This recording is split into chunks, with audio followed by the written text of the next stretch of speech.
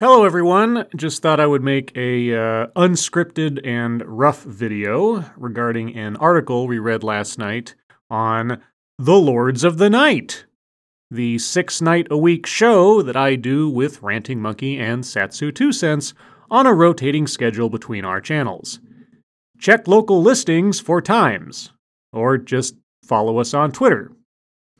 Anyway, several months ago, I did a video that I called The Condemnation of Withheld Wisdom, which dealt with an interview with Justin Steele, who is the head of Google.org, Google's philanthropic organization within the company.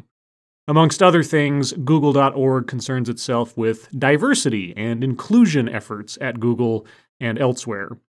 And one of the things that Justin Steele mentioned in that video was the Black Googlers Network, which is a, network of black employees at Google. Now, the video discussed the diversity problem in tech in general, and did mention that Google kind of had a problem, if you want to call it a problem, with the relative low numbers of black employees at an organization and a company that considers itself to be very progressive and inclusive. Which was interesting to me when this article came out the other day. Google has a hard time keeping its black employees. Google's employee attrition rates are highest for black and Hispanic employees. That's according to the company's annual diversity report, released this week. For the first time, the report included data around employee attrition to gauge retention of certain cohorts of employees. According to the report, Google's difficulty in retaining black Google employees has offset some of its hiring gains and led to smaller increases in representation than if it had been able to keep employees already at the company. Quote, attrition rates in 2017 were highest for black Googlers, followed by Latinx Googlers, and lowest for Asian Googlers, the report said. Quote, black Googler attrition rates, while improving in recent years, have offset some of our hiring gains, which has led to smaller increases in representation than we would have seen otherwise. Google's black and Hispanic employees make up 2.5% and 3.6% of U.S. employees, according to the report.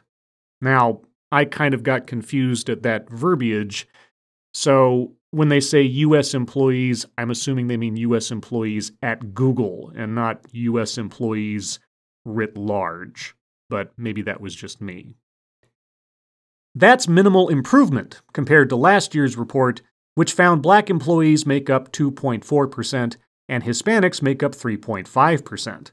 Representation in the tech roles is slightly up for black employees, making up 1.5% of the 2017 workforce, compared to 1.4% the year prior. For the first time, the report looked at the intersection of race and gender for employees. Black women and Hispanic women make up the smallest percentages of the workforce. So, even despite all of Google's attempts to try to encourage diversity and presumably hire people on the basis of their skin color, the other question is, of those people they have hired that are of the desirable skin colors, why aren't they staying at Google?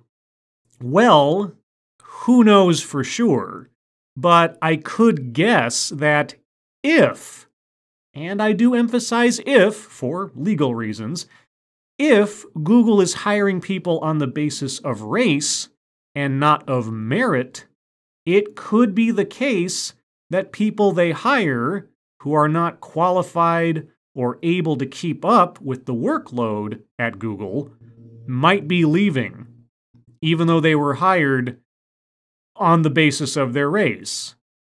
Maybe. Again, For legal reasons, I'm being very vague here, because I don't know for sure, but I can guess. But moving on in the article. In an unusual move, Google employees recently partnered with investors to push a proposal at its parent company's shareholder meeting calling for the company to link executive pay to diversity and inclusion metrics.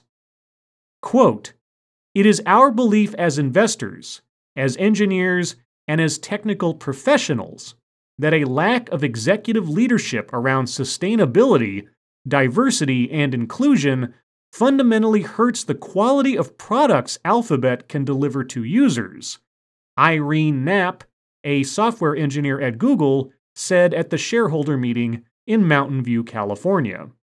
Google's latest diversity report reveals leadership is 74.5% male and 66.9% white. The proposal, put forth by investment firm Zevin Asset Management and backed by some current employees, was predictably voted down.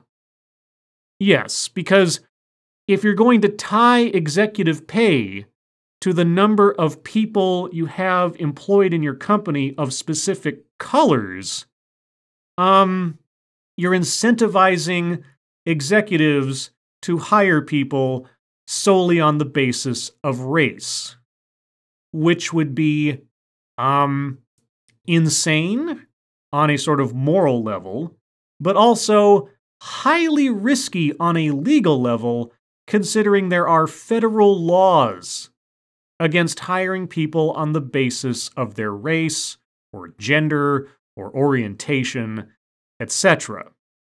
You know, the Civil Rights Acts of the 60s, the Equal Employment Opportunity Commission laws, things like that. Yeah.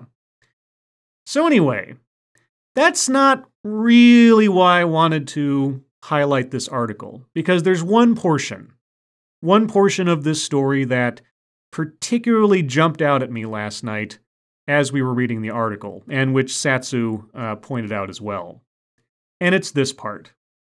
Going back to Irene Knapp, Knapp also called out a more immediate need to boost the safety and well-being of minority employees.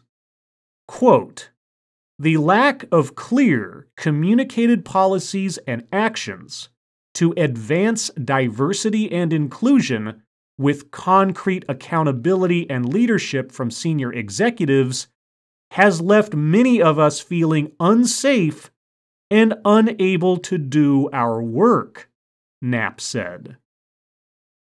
So, the fact that this employee, Irene Knapp, feels that her company isn't racist enough to select employees and promote employees on the basis of race, therefore, the people at the company who are of minority races feel unsafe and can't do their work.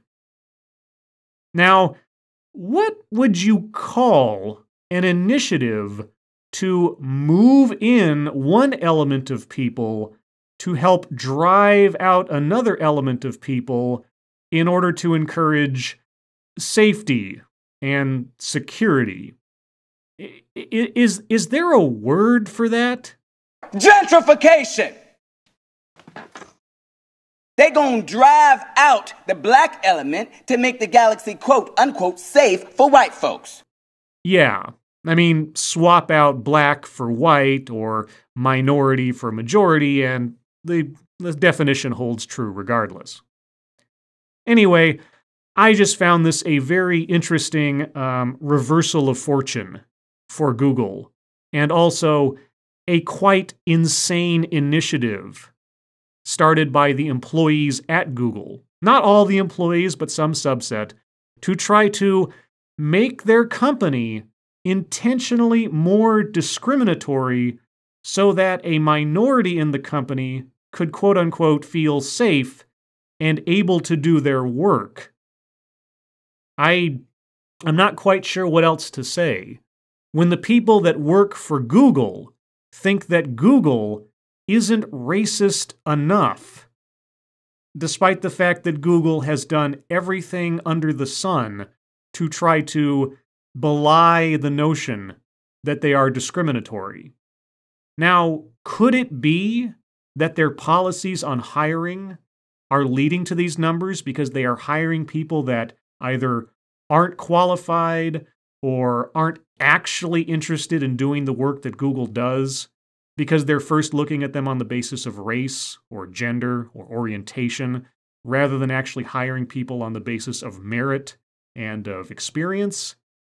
I don't know. I can only guess. But the numbers don't really lie. So the question becomes, if a company that is so public and loud about their intention and their virtues when it comes to hiring people of all stripes can't retain people of all stripes, where is the flaw in the process? I have a feeling that Google is and will be for some time doing a lot of soul searching to try to find an answer to the problem that they themselves have created. As always, thank you for listening.